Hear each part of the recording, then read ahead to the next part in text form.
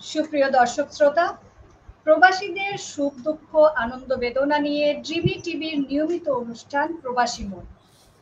আমাদের সঙ্গে উপস্থিত রয়েছেন ডক্টর মুজিবুর দপ্তরি। তিনি যুক্ত হয়েছেন ফিনল্যান্ড থেকে। তো আপনাকে স্বাগত আমাদের আজকের অনুষ্ঠানে। অনেক ধন্যবাদ ইরানী বিশ্বাস আমাকে এখানে সংযুক্ত করার জন্য এবং আপনার মাধ্যমে আপনার টিভি চ্যানেল এবং আমাদের দর্শক শ্রোতা সবাইকে স্বাগত জানাচ্ছি এবং শুভেচ্ছা জানাচ্ছি। অনেক ভালো লাগছে আসলে যে কথা বলতে পেরে। কোথায় কত হাজার হাজার মাইল দূরের মানুষটা আমার এক নিমিষে কাছের মানুষ হয়ে যাচ্ছে এই ইন্টারনেটের মাধ্যমে। তো এই জন্য আমরা অনেক লাকি যে আমরা এই সময়টাতে আছি। তো যেটা বলতে চাই সেটা হলো যে দেশে আপনিও ছিলেন, এখানে আপনার একটা জীবনযাত্রা ছিল, আপনি পড়ালেখা করেছেন। তো যেটা জানতে চাও আমরা সবসময় প্রবাসীদের কাছে জানতে চাই যে সে কেন দেশ ছেড়ে বিদেশে যাচ্ছে, এটা দিয়েই আমরা সাধারণত শুরু করি। তো আপনার ক্ষেত্রে কি হয়েছিল, যে কোন কারণে আপনি দেশের বাইরে আছেন? জি, অনেক ধন্যবাদ ইরানী বিশ্বাস আপনাকে। মূলত আমি বাংলাদেশে সিভিল সার্ভিস, আমি ঢাকা ইউনিভার্সিটিতে লোক প্রশাসন বিভাগে পড়ছিলাম, পড়া শেষ করছিলাম। তো এমত অবস্থায় বিসিএস এর জন্য বেশ প্রস্তুতি ছিল, আমার টার্গেট ছিল হয়তো ফরেন সার্ভিস অর পুলিশ। এর জন্য আমি পরিপূর্ণভাবে প্রস্তুতি নিচ্ছিলাম, কিন্তু যেহেতু বাংলাদেশের প্রত্যেকটা রিক্রুটমেন্ট ওটা অনেক দীর্ঘ সূত্রিতার একটা ব্যাপার, 2-3 বছর লেগে যায় পুরো প্রসেস শেষ করতে। তা আমার মনে হলো যে জীবন থেকে 2-3টি বছর শুধু শুধু নষ্ট করে তো লাভ নেই। Why not I go to somewhere else to learn about the world? Because আমি বাংলাদেশেই ছোটকাল থেকে বড় হয়েছি, বিভিন্ন জেলায় বাংলাদেশের, কিন্তু বিদেশ সম্পর্কে কোনো অভিজ্ঞতা আমার ছিল না। এই প্রেক্ষিত থেকে মনে করলাম যে যেহেতু ঢাকা ইউনিভার্সিটি আমি পড়াশোনা করেছি, why not go to Europe for example. এবং আমি ফিনল্যান্ডের তাম্পেরে বিশ্ববিদ্যালয়ে প্রথম এখানে মাস্টার্স, ইন্টারন্যাশনাল মাস্টার্স প্রোগ্রামে অ্যাপ্লিকেশন করেছি, সাথে সাথে তারা আমাকে অ্যাকসেপ্ট করেছে। অ্যাকসেপ্ট করার পর চলে আসলাম। তারপর দেখলাম যে এসেছিলাম মূলত সোশ্যাল পলিসির উপরে, সোশ্যাল ওয়ার্ক এবং সোশ্যাল পলিসি সম্পর্কে। এবং এখানকার যে সোশ্যাল ওয়ার্কের যে আইডিয়া, সেটার সাথে বাংলাদেশের আমাদের যে ধারণা যে সোশ্যাল ওয়ার্কটা কি, এটার কোনো মানে বিশাল বিশাল পার্থক্য। এই পার্থক্যের ফলে আমি মানে বুঝে উঠতে পারছিলাম না যে how this two things we can put together. তখন আমি ভাবলাম যে না, আসলে এই প্রোগ্রাম আমার পক্ষে করা সম্ভব না, কারণ এটা হচ্ছে ফিনল্যান্ড এবং স্ক্যান্ডিনেভিয়া বা নর্ডিক কান্ট্রি যে সোশ্যাল ওয়েলফেয়ার স্টেট, এখানে একটা বাচ্চার মানে জন্ম থেকে শুরু করে মৃত্যু পর্যন্ত এখানে রাষ্ট্রের ভূমিকা অপরিসীম। মানে প্রত্যেকটা জায়গাতে রাষ্ট্র সাপোর্ট করে, মানে শিক্ষা, চিকিৎসা, বেকারত্ব থেকে শুরু করে যে কোনো কিছুতে। আমি দুটার সাথে কোনো রকম কানেক্ট করতে পারছিলাম না। তারপর আমি চলে আসলাম হেলসিঙ্কি ইউনিভার্সিটিতে, এখানে পিএইচডি প্রোগ্রামে ভর্তি হলাম, কারণ আমি ওখান থেকে মাস্টার্স করে এসেছি। পিএইচডি করেছি 2004 সালে, তারপর পোস্টডক এখানে করেছি। এরপর আরো বিভিন্ন জায়গায় প্রফেশনে আমি ইনভলভ হয়েছি। আমি হেলসিঙ্কি ইউনিভার্সিটি, তাম্পেরে ইউনিভার্সিটিতে রিসার্চার হিসেবে কাজ করেছি, প্যান ইন্টারন্যাশনালের রিসার্চার হিসেবে কাজ করেছি, এখানে প্যান ফিনল্যান্ডের বোর্ড মেম্বার ছিলাম এবং এর রাইটার্স অ্যাট রিস্ক কমিটি এবং রাইটার্স ফর পিস কমিটির চেয়ারম্যানও ছিলাম। হিউম্যানিস্ট ফিনল্যান্ডের আমি বোর্ড মেম্বার আছি। এছাড়া আমি বইও লিখেছি, মানে পেশাগত সাফল্যের উপরে। এই যদি মোটামুটি একটা, এবং আমি আসার পর ফিনল্যান্ডে আসার পর ভাবলাম যে থেকেই যাই, মানে ওভারঅল অনেকগুলো বছর চলে গেছে, তাই ভাবলাম যে থেকেই যাই, কেন বাংলাদেশে ফেরা। তবে আমার কানেকশন বাংলাদেশে আছে। জি, অবশ্যই কানেকশন আছে, না হলে আজকে তো আপনাকে আমরা পেতাম না। তো একটা কথা জানার বা মানে জানার খুব ইচ্ছা হচ্ছিল অনেকক্ষণ ধরে, সেটা হলো যে আপনার নামের শেষে দপ্তরি কেন, এটার অর্থ কি? খুব ইন্টারেস্টিং কোশ্চেন আপনি করেছেন। সচরাচর কেউ এই কোশ্চেনটা আনুষ্ঠানিকভাবে করে না। তো আমার কাছে যখন ফিনল্যান্ডে আসলাম, তখন দেখলাম যে ফিনল্যান্ডের নাগরিকগণ বা পুরো ইউরোপের নাগরিকগণ তাদের আইডেন্টিটি, ব্যক্তিগত পরিচয় সম্পর্কে খুব সচেতন। এছাড়া আমি যখন বাংলাদেশে ছিলাম, তখন ওয়ার্ল্ড বুক অফ লার্নিংসে আমি ঢাকা ইউনিভার্সিটির লাইব্রেরিতে খুঁজতেছিলাম যে মানে বিভিন্ন বিশ্ববিদ্যালয়ের শিক্ষকদের নাম। ওখানে ওয়ার্ল্ড বুক অফ লার্নিং আমি দেখেছি যত টিচার প্রফেসর ঢাকা ইউনিভার্সিটিতে আছেন তার মধ্যে প্রায় 60-70% সব Rahman, Rahman M M, Rahman M M, Rahman M M. put me some question in my mind. আপনার নাম, একটা লোকের নাম রাখার উদ্দেশ্য হচ্ছে তাকে আইডেন্টিফাই করা, তার ফেথকে এক্সপ্রেস করা না। কারণ মালয়েশিয়ার মাহাথির মোহাম্মদ, ওই নামের সাথে একটা মালয়েশিয়ান কনোটেশন আছে মালয়েশিয়াতে। আরবদের মধ্যে তাদের নিজেদের ফ্যামিলিগত নাম আছে। বাংলাদেশে প্রধান প্রধান যেই নামগুলো আছে, বিশেষ করে বিদেশি অরিজিন যারা নিজেদেরকে দাবি করেন, প্রত্যেকের নামের সাথে কিন্তু তারা ওই টাইটেলটা পারলে সবার আগে ব্যবহার করেন। তাহলে আমার ব্যবহার করতে সমস্যা কোথায়? এই কোশ্চেনটা আমার মাঝে এসেছে। প্লাস এই যে লস্ট একটা আইডেন্টিটি, মানে রহমানের সাথে অন্য হাজার হাজার লাখ লাখ রহমানের সাথে আপনাকে খুঁজে পাওয়া যাবে না, এই জাতীয় অবলিভিয়ন থেকে নিজেকে রক্ষা করার জন্য আমার মনে হয়েছে যে বাপদাদার একটা ফ্যামিলি নাম আছে দফতরি, আমার দাদা ওটা ইউজ করে এসেছেন, আমাদের বাড়ি ওই নামে পরিচিত বরিশালে। সুতরাং আমি ভাবলাম যে হোয়াই নট পুট ইট দেয়ার। কারণ আমার মানে একটা পদবি যেটাকে কে কিভাবে গণ্য করলো সেটা বিষয় না, আমার নিজের মধ্যে কি কোয়ালিটি আছে সেটা হলো ইম্পর্টেন্ট। আপনি যদি বারাক ওবামার কথা ভাবেন, ওবামা কোনো আমেরিকান নাম না, ম্যাকডোনাল্ডস বা অন্য কোনো উডস বা ভেরিয়াস নেম, ইংলিশ নেম হলো ওখানে গুরুত্বপূর্ণ।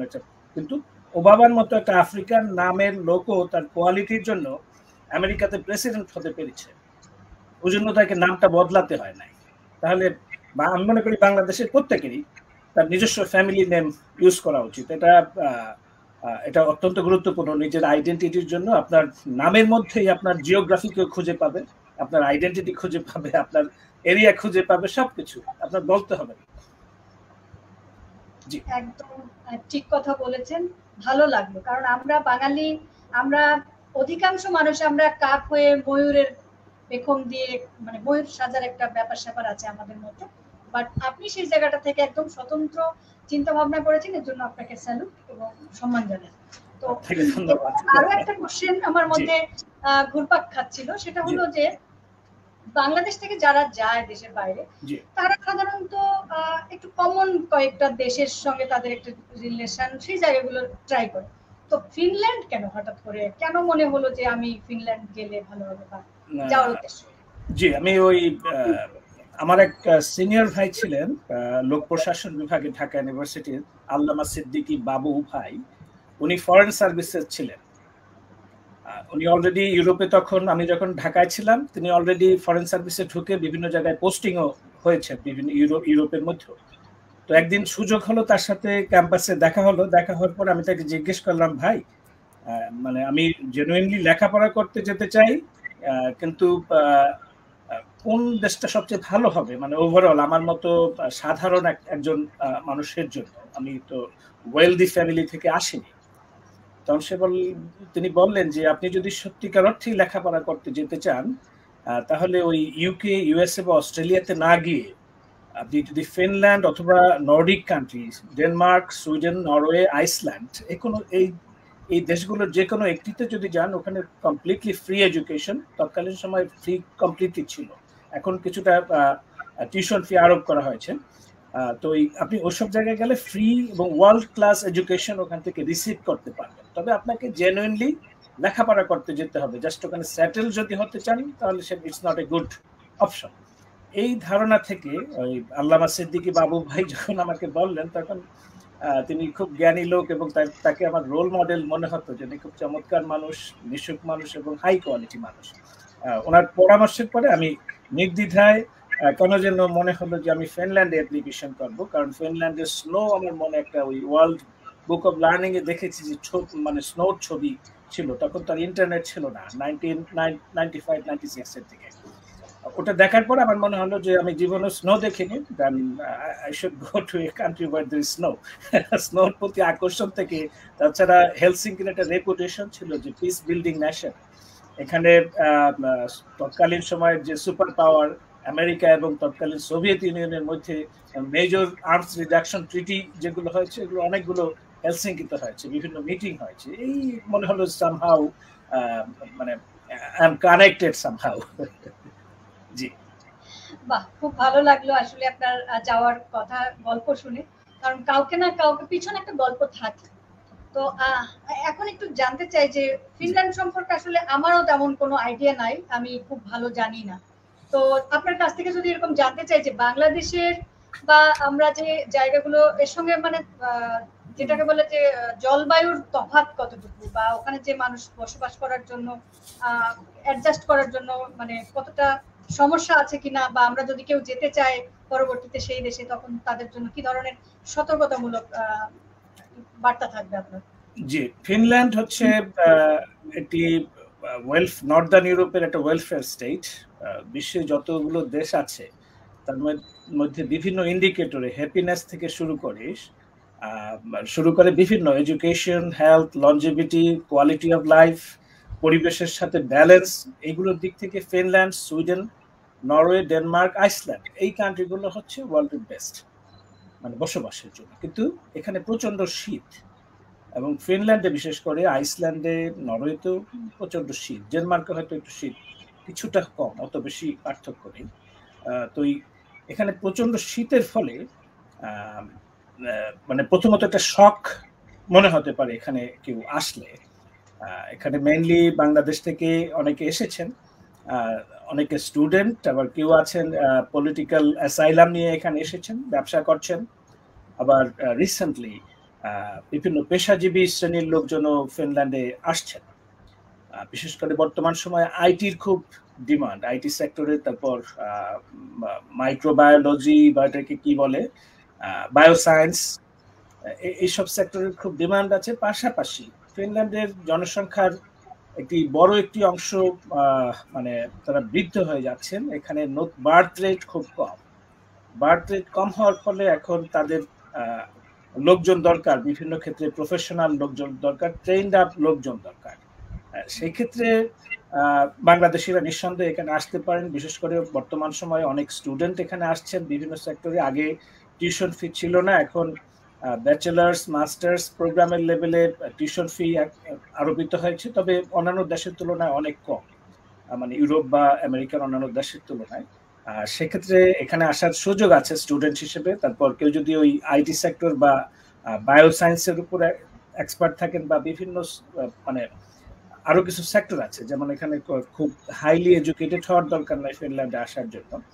কেউ যদি মনে করেন টেকনিক্যাল, ইলেকট্রিকের কাজ, তারপর কাপড়টা কি বলে, আয়রন করার ম্যান, আয়রন করে যে এটাকে লন্ড্রি সার্ভিস, এরকম বিভিন্ন সার্ভিসে কাজের সুযোগ আছে। কিন্তু মূল বিষয় হচ্ছে বাংলাদেশ থেকে যারা ফিনল্যান্ডের মতো দেশে আসতে চান, তারা মনে করেন যে হাইলি এডুকেটেড হলেই এনাফ। নো, আপনাকে দক্ষতা লাগবে। আপনার সার্টিফিকেটের অনেক ভ্যালু নাই। যে কাজটার জন্য আপনি আছেন সেই ক্ষেত্রে আপনার মানে লেখাপড়া লাগবে, ট্রেনিং লাগবে। যেমন মনে করেন এখানে যারা ওই সেলুনে কাজ করেন, তাদেরও 4-5 বছরের এডুকেশন নিতে হয়, ফুললি প্রফেশনাল। এবং ওই বাংলাদেশে শুধু আপনার এডুকেশন থাকলে হবে না, ওই পার্টিকুলার ফিল্ডে আপনাকে ওয়ার্ক এক্সপিরিয়েন্স থাকতে হবে জেনুইনলি। আপনি কেউ যদি জেনুইনলি আসতে চায়, তাহলে এই সুযোগটা কিন্তু এখানে আছে। তো ঠান্ডাটা অনেক বেশি, অনেক ঠান্ডা। শীতে -25-30 ডিগ্রি সেলসিয়াস পর্যন্ত চলে যায়। বরফ থাকে, স্নো থাকে, বছরে মনে করেন 4-5-6 মাস থাকে।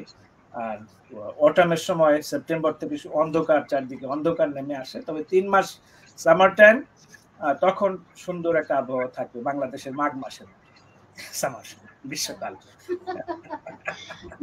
যে সময়টা আমরা শীতে কাবো, ঠিক ওই টাইমটা আপনারা সামার উপভোগ করেন। তো পরিবেশ এখানে খুব ভালো। 90% এরিয়া হচ্ছে গাছপালা দিয়ে ঘেরা, তারপর ওই হ্রদ দিয়ে ঘেরা, মানে পরিবেশ খুবই চমৎকার। এখানে বাতাসে কোনো ইয়ে নাই, কি বলে, দূষণ নাই। মোটামুটি কোয়ালিটি লাইফ আছে, সোশ্যাল সিকিউরিটি আছে। কেউ যদি সিস্টেমের মধ্যে পড়ে যায়, এখানে এসে সিস্টেমের মধ্যে পড়লে লাইফ ইজ ওকে। বাট সিস্টেমের মধ্যে না পড়লে খুব ঝামেলা আছে, অনেক খরচ, অনেক অনেক কিছু, মানে সাস্টেন করা অনেক কঠিন। জি, খুব মজা লাগলো আসলে ওই জায়গার পরিবেশের কথা শুনে। আমার তো এখনই যেতে ইচ্ছে করছে, কিন্তু হ্যাঁ আসুন।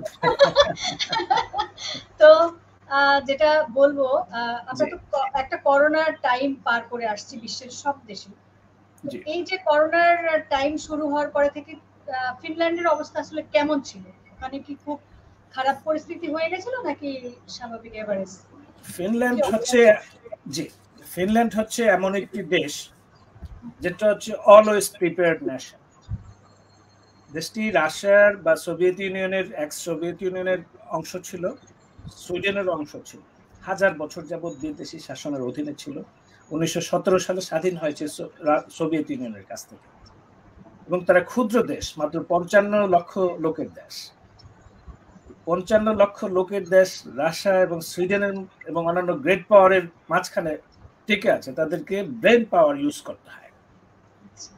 হ্যাঁ, এই ব্রেন পাওয়ার ইউজ করতে গিয়ে তারা সর্বদাই প্রিপেয়ার। রাশিয়ার মতো দেশের সাথেও তারা সরাসরি যুদ্ধ করেছে। দ্বিতীয় বিশ্বযুদ্ধে তারা অনেক নাকানি চুবানি খেয়েছে, জার্মানিকে সাথে নিয়ে তারা যুদ্ধ করেছিল। কিন্তু তারপরেও তারা কিন্তু দৃঢ়, মানসিকভাবে অত্যন্ত দৃঢ়। এই মানসিক দৃঢ়তার কারণে তারা তাদের ইতিহাস, সভ্যতা, সংস্কৃতি, নিজস্বতাকে তারা খুব গুরুত্ব দেয়। তারা অপরের পিছে পিছে ঘোরে না, নিজস্বতাকে খুব গুরুত্ব দেয়। আর এদের স্ট্রং ন্যাশন স্টেট আছে, আর প্রিপেয়ার্ডনেস আছে, যে কোনো ইভেন্চুয়ালিটির জন্য তাদের প্রিপারেশন আছে। এদের ন্যাশন বিল্ডিং খুবই স্ট্রং। শিক্ষার মাধ্যমে সর্বস্তরে যে চেতনা, মানে জাতীয় যে চেতনা, এটা সার্বিকভাবে A to Z, এভরিওয়ান, প্রত্যেকের কাছে মেসেজ চলে যায়, এবং প্রত্যেকে শিক্ষিত, প্রত্যেকের কাছে মেসেজ চলে যায় যে আগে ফিন। এখানকার লোকজন যারা আছে, কেউ যদি বিদেশ থেকে ইমিগ্রেন্ট হয়, অনেক হাইলি এডুকেটেড থাকে, কিন্তু এখানকার অলিখিত পলিসি হচ্ছে ওরকম যে আপনার এখানকার সবচেয়ে অযোগ্য লোকটাকেও, নিজেদের লোকটাকে প্রথম চাকরি তারা দেবে। বাংলাদেশের ঠিক বিপরীত। বিদেশি দেখলে আমরা বেশি খাতির করি, আবার নিজেদের লোকজনকে লাথি দিই, ঠিক তার বিপরীত এখানে। এই যে ইয়েটা, তারপর শিক্ষার ফলে, তারপর এখানে মেইন ফোকাস হচ্ছে একাডেমিক শিক্ষা না, সার্টিফিকেট সর্বস্বতা না।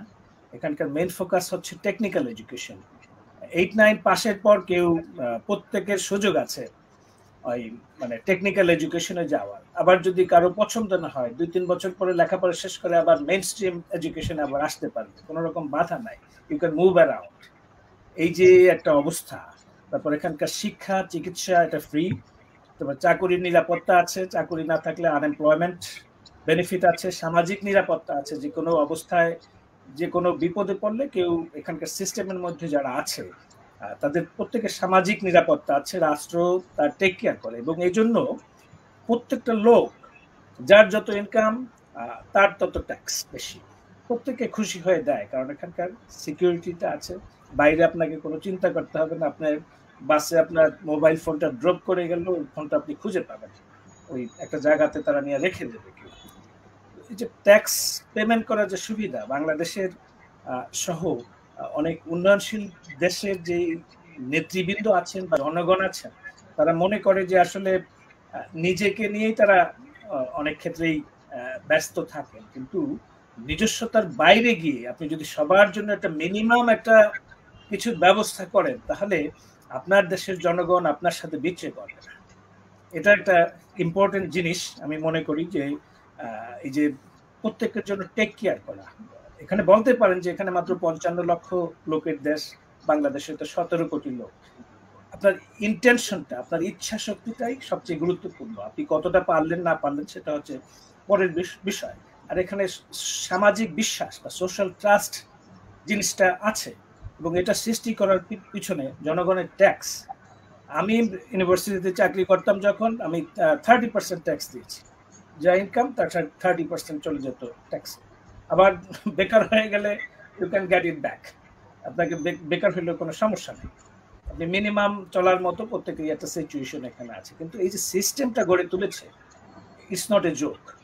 এই জন্য কঠোর ডেডিকেশন দরকার।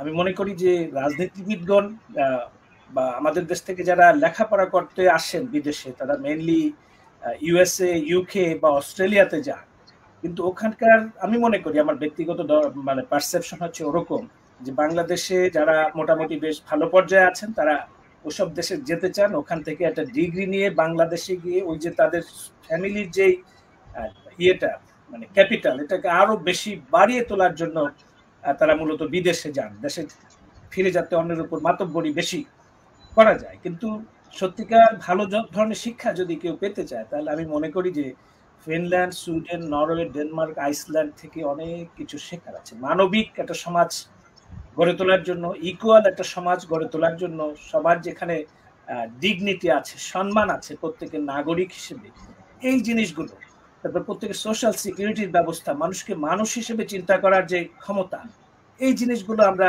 এই ফিনল্যান্ডের শিক্ষা ব্যবস্থা one of the best in the world. Nordic country গুলোর বেশিরভাগ এই অবস্থা। তো এখান থেকে অনেক কিছু শেখার আছে। শিক্ষা শুধু নিজের পাওয়ারকে রিপ্রোডিউস করা না, ক্যাপিটালকে রিপ্রোডিউস করা না, সামাজিক দায়িত্ব, ওই জিনিসটা আমি মনে করি যে আমি ফিনল্যান্ডের শিক্ষা থেকে ওই জিনিসগুলো বুঝতে চেষ্টা করেছি অ্যাটলিস্ট। জি, খুব সত্যি কথা বললেন একটা, যে আসলে কাগজে কলমে শিক্ষা নিয়ে মানুষ কখনো মানবিক বা শিক্ষিত হতে পারে না। আর আমাদের দেশের অনেক সিস্টেম লস আছে, অনেক রকমের প্রবলেম আমরা নিজেরাই ক্রিয়েট করি। আসলে গভর্নমেন্ট বা অন্য কিছু না, আমরা কেন যেন সাধারণ মানুষগুলোর মধ্যেই একটা অন্যরকম মানে আমাদের ক্যারেক্টার গুলো চেঞ্জ হয়ে যাচ্ছে আস্তে আস্তে, যার জন্য সরকারও হয়তো, সরকার তো আমাদের নিয়েই, আমাদের কারো না কারোকে নিয়ে।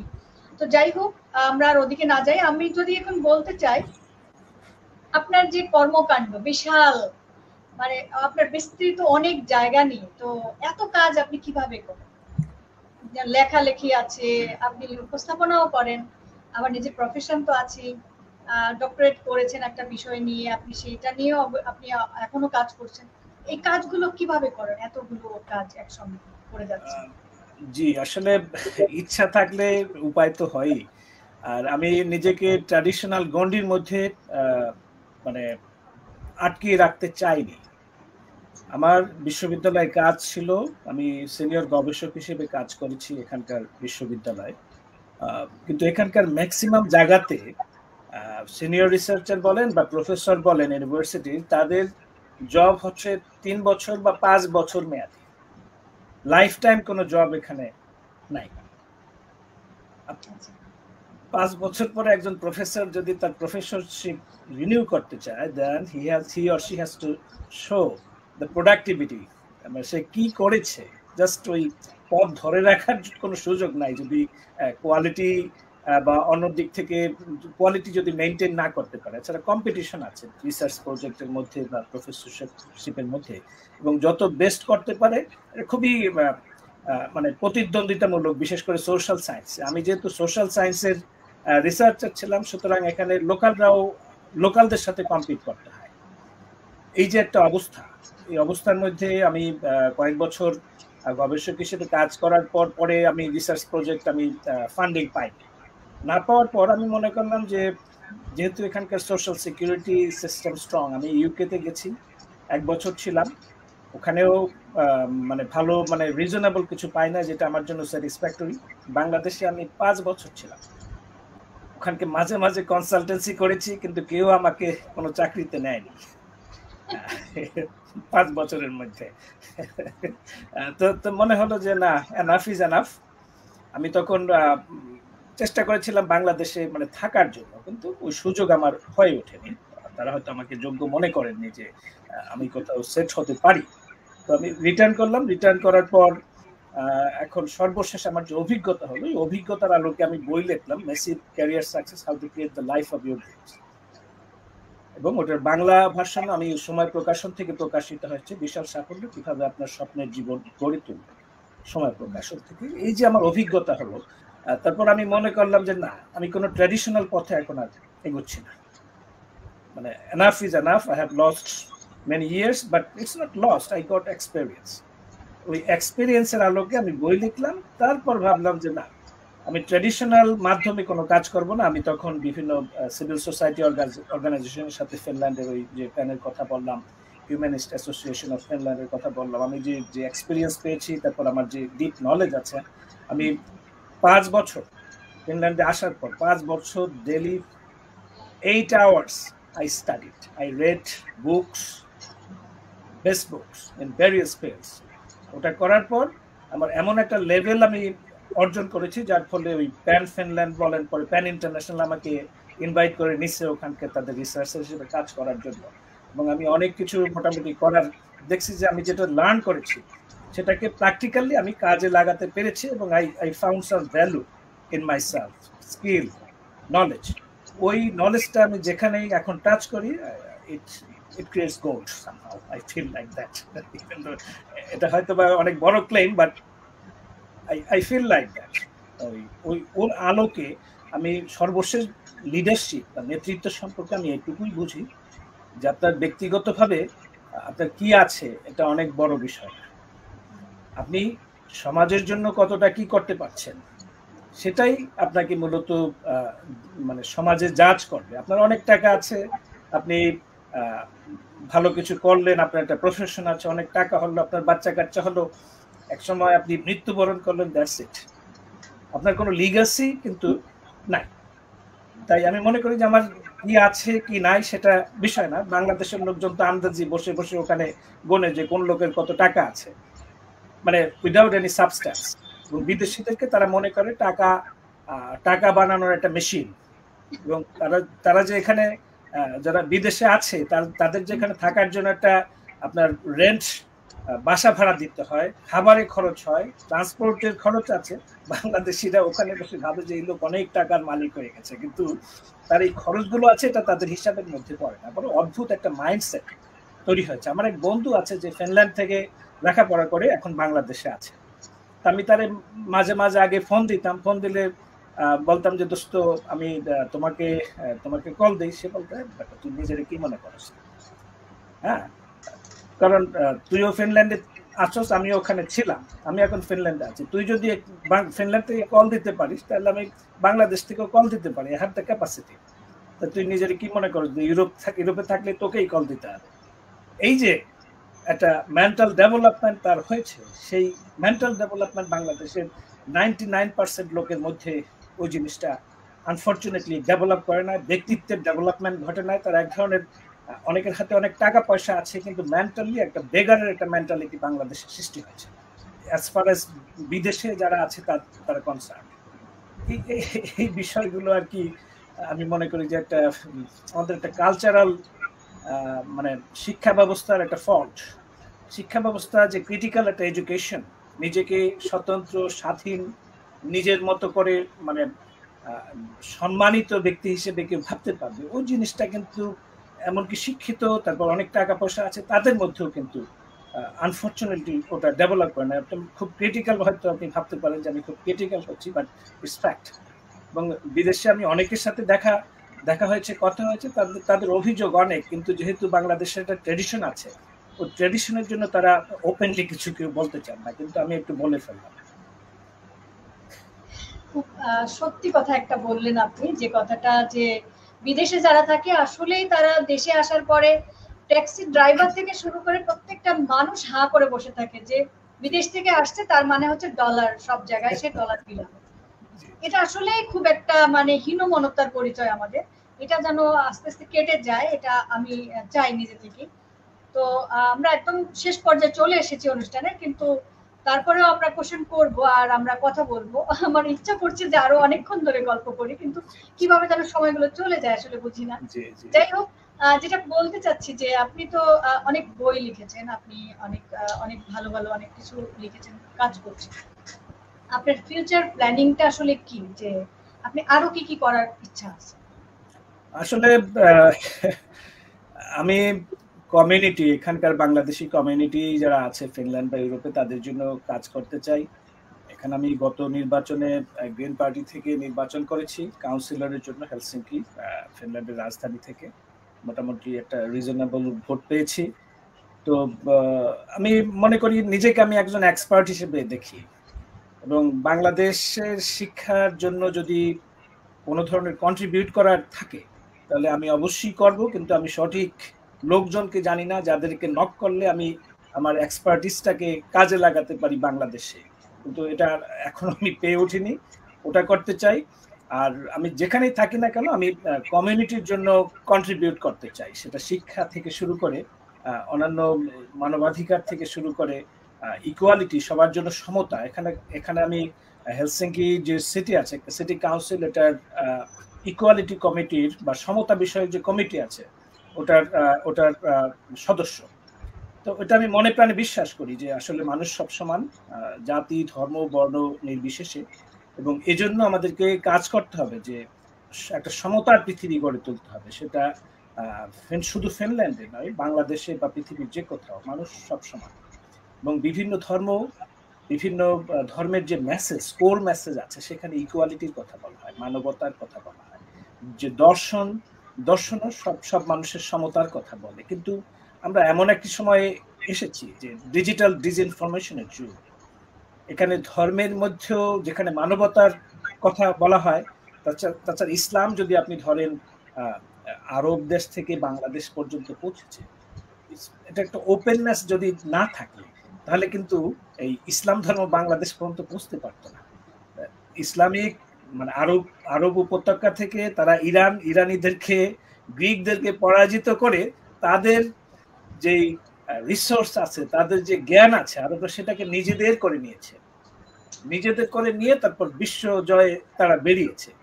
তো এই জাতীয় যে যদি ওরকম ব্যাঙের মতো মানসিকতা থাকতো আরবদের, তাহলে তারা কখনোই আরব উপদ্বীপের বাইরে কখনো বেরোইতে পারতো না, বাংলাদেশ পাকিস্তান আফগানিস্তান কোথাও যেতে পারতো না। কিন্তু এখন ধর্মের নামে যেসব অপব্যাখ্যা করা হয়, এসব অপব্যাখ্যা অমানবিক, এবং আমি মনে করি যে এটা একমাত্র ব্যাখ্যা না, ধর্মের বিভিন্ন ব্যাখ্যা আছে। অষ্টম শতাব্দী থেকে দশম শতাব্দীতে আরবদের মধ্যে মুতাজিলা ট্রেডিশন ছিল। মুতাজিলা ট্রেডিশন হচ্ছে লিবারালিজম, ইসলামিক লিবারালিজম। আজ থেকে সেই কত বছর, 800 বছর 1200 বছর আগে আরবদের মধ্যে ছিল। সেটা এখন যদি আমরা আফগানিস্তানের দিকে তাকাই বা অন্য কোথাও তাকাই, তাহলে মনে হয় না যে এরকম কিছু ছিল। এবং এই রিলিজিয়নটা যেটার অপব্যাখ্যা করা হচ্ছে, এটা সুন্দর ধর্ম যেখানে মানবতার কথা বলে, সারা বিশ্বকে এমব্রেস করেছে, সাদা কালো কোনো বিভেদ নাই। কিন্তু কোনো জায়গা থেকে এটাকে এমন ভাবে ইন্টারপ্রেট ব্যাখ্যা করা হয়, ব্যাখ্যা করে মানে ধর্ম সম্পর্কে একটা মিস পারসেপশন সৃষ্টি করা হয়। এটা শুধু ইসলামের জন্য না, অন্যান্য ধর্মের মধ্যে এই জাতীয় উগ্রবাদী লোকজন আছেন যারা ন্যারো ইন্টারপ্রিটেশন করেন। আমি মনে করি যে এই ন্যারো ইন্টারপ্রিটেশনকে ধর্মকে বেরিয়ে আনতে হবে, ওটাকে বের করে আনতে হবে, দর্শনকে বের করে আনতে হবে, জাতিকে বের করে আনতে হবে। কারণ জাতি একটি মহৎ একটা প্রজেক্ট, এখানে মডার্নিটির একটা ব্যাপার, এখানে সমতার একটি ব্যাপার। এখানে যদি আপনি শুধু কারো ধর্ম বা অন্য কোনো কারণে আপনি মানুষের বিভেদ করেন, সেটা এক ধরনের, আমি মনে করি মানবেন্দ্র রায়, যিনি মানবতাবাদী ছিলেন ভারতের বা তৎকালীন ব্রিটিশ উপমহাদেশের, ব্রিটিশ ভারতীয় উপমহাদেশে, তিনি বলেছেন যে কেউ যদি মানে যেই মতামত আপনি মানুষে বিভেদ সৃষ্টি করে, সেটা হচ্ছে এক ধরনের কি ওয়ার্ড তিনি ইউজ করেছিলেন, যে এটা হচ্ছে সুপারস্টিশন। সুপারস্টিশনের বাংলাটা কি?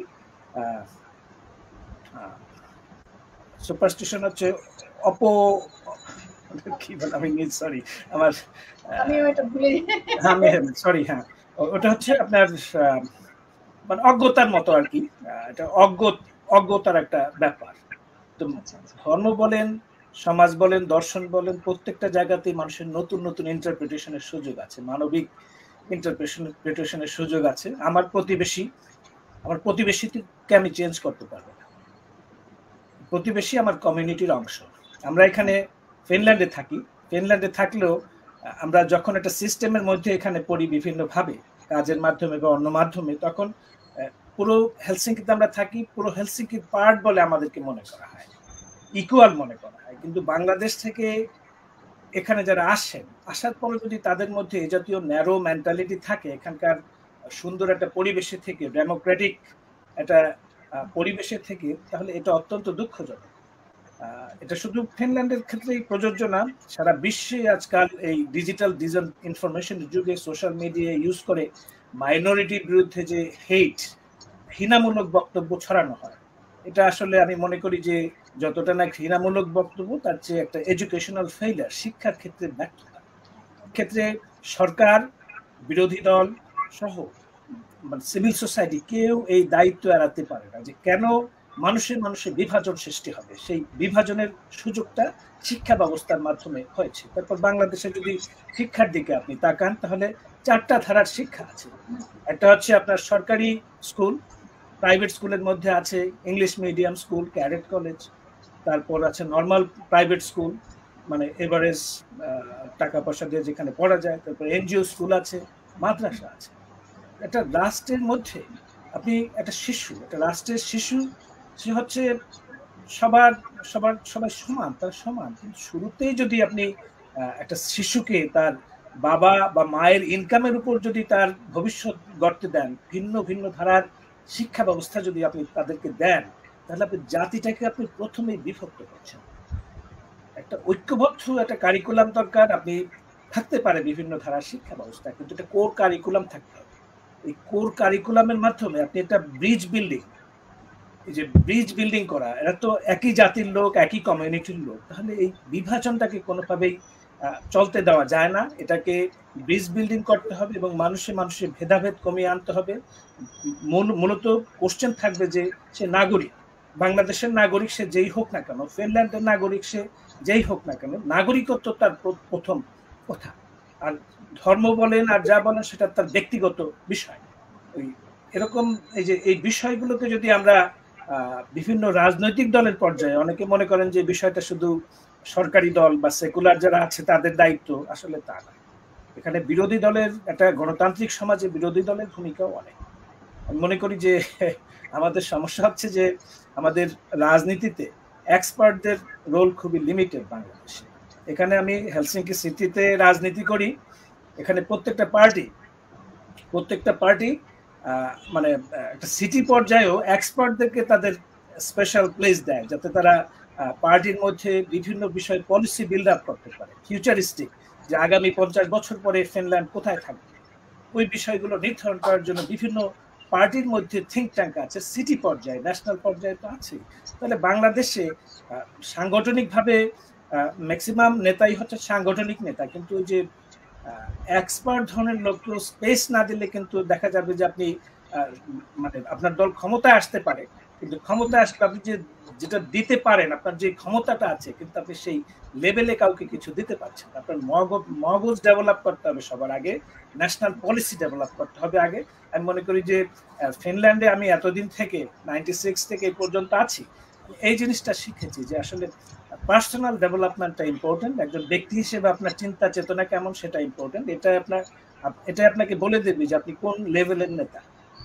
আমি মনে করি যে সব দলেই এটা সুযোগ আছে। কোনো দলে হয়তো এক্সপার্টদের কোনো ভূমিকা একটু বেশি, কোথাও একটু কম, কিন্তু সব জায়গায় এটা উন্নয়নের বা বেটার করার সুযোগ কিন্তু রয়েছে। এটা যদি করা যায় তাহলে বাংলাদেশ আর ইউরোপের মধ্যে প্র্যাকটিক্যালি তেমন কোনো পার্থক্য থাকবে না আগামী 10, 15, 20 বছরের মধ্যে। কিন্তু এই স্পেসটা কিন্তু দিতে হবে, এটা খুবই ইম্পর্টেন্ট। অনেক ধন্যবাদ, আসলে অনেক মূল্যবান কথাগুলো বললেন। তো আমরা শেষ করছি অনুষ্ঠান। আপনাকে অসংখ্য ধন্যবাদ এবং আরো একদিনও আপনাকে চাই আমাদের অনুষ্ঠানে, এই আমন্ত্রণ জানিয়েই শেষ করছি আজকের অনুষ্ঠান। আপনাকে অনেক ধন্যবাদ। আপনাকে অনেক ধন্যবাদ ইরানী বিশ্বাস, খুব ভালো লেগেছে আপনার সাথে কথা বলে, আবার ভবিষ্যতে কথা বলবো বলে আশা করি। অনেক ধন্যবাদ, ভালো থাকবেন। সুপ্রিয় দর্শক শ্রোতা, আপনারা এতক্ষণ ধরে ড্রিমি টিভির নিয়মিত আয়োজন প্রবাসী মন দেখছিলেন। আপনাদের ধৈর্য সহকারে আমাদের অনুষ্ঠান দেখার জন্য আপনাদেরকে অনুরোধ করছি যে পরবর্তী অনুষ্ঠানগুলো আপনারা দেখবেন এবং আপনাদের অসংখ্য ধন্যবাদ। শুভরাত্রি, ভালো থাকবেন।